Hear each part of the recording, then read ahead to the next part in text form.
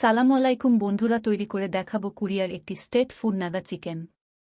তো চলুন দেরি না করে দেখে নিই রেসিপিটি তৈরি করতে কি কি উপকরণ লাগছে। আজকের নাগা চিকেন তৈরি করতে আমরা 5 থেকে 20টি চিকেন উইংস নিয়েছি। প্রথমে আমরা দিয়ে নেব পরিমাণ মতো লবণ, দিয়ে দেব 2 চামচ আদা বাটা, 1.5 চামচ রসুন বাটা, 3 চামচ সয়া সস, 3 চামচ চিলি সস, 3 চামচ লাল মরিচের গুঁড়া, 1.5 চামচ গোল মরিচের গুঁড়া। তারপর সবগুলোকে একসাথে ভালো করে মেরিনেট করে নেব।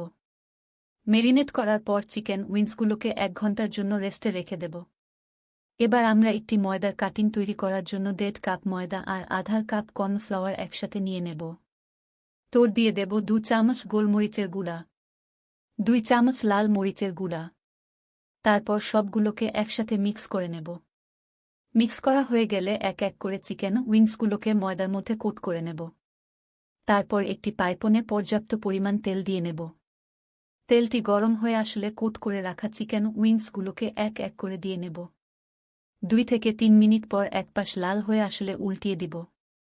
2 থেকে 3 মিনিট পর অপর পাশটি হয়ে গেলে উঠিয়ে নেব। তারপর আমরা একটি পাইপেনে বাটার দিয়ে নেব। তার সাথে 3 চামচ সয়াবিন তেল দিয়ে নেব। এগুলো গরম হয়ে আসলে দিয়ে দেব 1 চা চামচ রসুন কুচি, 1 চামচ আদা কুচি। তারপর এগুলোকে লাল করে বেজে নেব। বাজে হয়ে গেলেই দিয়ে নেব 1 cup tomato sauce, 1 cup chilli sauce, half cup মধু, 1.5 চামচ গোল মরিচের গুঁড়া। আর আমার এখানে একটা নাগা মরিচ নিয়ে নিয়েছি। আর এই নাগা মরিচটা ব্যবহার করার কারণে এই নাগা উইংস খেতে অসম্ভব মজা হবে। এবার চুলার মিডিয়াম হিটে সসগুলোকে 1 থেকে 2 মিনিটের জন্য জাল দিয়ে নিব। তারপর এতে দিয়ে নেব বেজ রাখা চিকেন উইংসগুলো। তারপর এগুলোকে ভালো করে নেড়ে সসগুলোর সাথে মিশিয়ে নিতে হবে।